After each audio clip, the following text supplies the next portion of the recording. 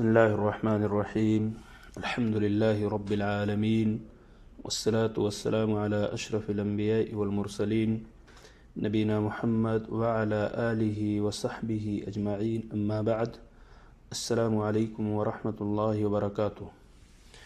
قابل احترام سامعین، اذان اور اقامت سے متعلق دروس کا یہ سلسلہ جاری ہے، اور آپ کے سامنے آج انشاءاللہ مسئلہ نمبر 117، 118 اور 119 پیش کیا جائے گا۔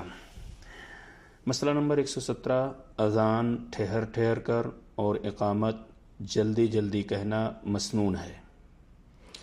مسئلہ نمبر 118، اذان اور اقامت کے درمیان تقریباً اتنا وقفہ ہونا چاہیے کہ کھانا کھانے والا کھانے سے فارغ ہو جائے، یعنی مے بی 15 منٹ، تقریباً 15 منٹ کا وقفہ ہونا چاہیے اذان اور اقامت کے مابین۔ اب ان دونوں مسئلوں کے بارے میں کہ اذان ٹھہر ٹھہر کر، اقامت جلدی کہنا مسنون ہے، یا اذان اور اقامت کے درمیان اتنا وقفہ ہونا چاہیے کہ کھانا کھانے والا کھانے سے فارغ ہو جائے، تو اس کی دلیل کیا ہے؟ اس کی دلیل حضرت جابر رضی اللہ تعالیٰ عنہ سے مروی وہ حدیث ہے جو ترمذی کے اندر موجود ہے۔ تو عن جابر رضی اللہ عنہ ان رسول اللہ صلی اللہ علیہ وسلم قال لبلال اذا اذنت فترسل واذا اقمت فاحذر واجعل بين اذانك واقامتك قدر ما يفرغ الآكل من اكله او من اكله والشارب من شربه والمعتصر اذا دخل لقضاء حاجته ولا تقوموا حتى تروني۔ حضرت جابر رضی اللہ تعالیٰ عنہ سے روایت ہے کہ رسول اکرم صلی اللہ علیہ وسلم نے حضرت بلال رضی اللہ تعالیٰ عنہ سے فرمایا کہ اذان ٹھہر ٹھہر کر اور اقامت جلدی جلدی کہا کرو۔ اذان اور اقامت کے درمیان اتنا وقفہ رکھو کہ کھانے پینے والا کھانے پینے سے فارغ ہو جائے، قضاء حاجت والا اپنی حاجت سے،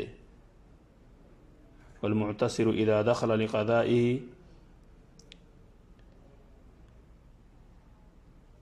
حاجته ولا تقوموا حتى تروني، یعنی قضاء حاجت والا اپنی حاجت سے فارغ ہو جائے اور جب تک مجھے حجرے سے نکل کر مسجد آتے ہوئے دیکھ نہ لو اس وقت تک صف میں کھڑے نہ ہو۔ یہ روایت سنن ترمذی کے اندر موجود ہے۔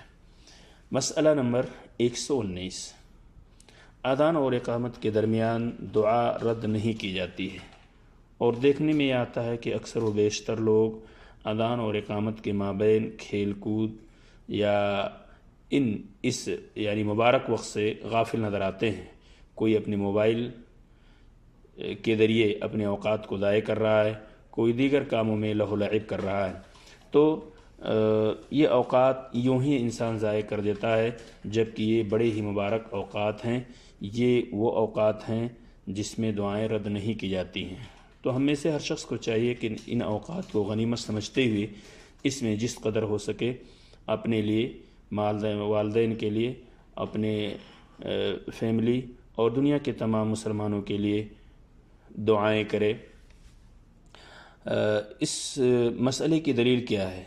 تو انس ابن مالک رضی اللہ تعالیٰ عنہ سے وہ روایت مروی ہے، وعن انس رضی اللہ عنہ قال قال رسول اللہ صلی اللہ علیہ وسلم لا يرد الدعاء بین الاذان والاقامہ، رواہ ابو داود والترمذی۔ حضرت انس رضی اللہ تعالیٰ عنہ کہتے ہیں کہ رسول اکرم صلی اللہ علیہ وسلم نے فرمایا اذان اور اقامت کے درمیان دعا رد نہیں کی جاتی ہے۔ اسے ابو داؤد اور ترمذی نے روایت کیا ہے۔ تو یہ حدیث اس باب میں اس مسئلے پر بالکل واضح انداز پہ دلالت کرتی ہے کہ اذان اور اقامت کے درمیان کی یہ دعا رد نہیں کی جاتی ہے، اور اذان اور اقامت کے درمیان ہمیں اس وقت کو غنیمت سمجھتے ہوئے زیادہ سے زیادہ دعا کرنی چاہیے۔ اللہ تبارک تعالی ہمیں اس کی توفیق دے، آمین۔ السلام علیکم ورحمۃ اللہ وبرکاتہ۔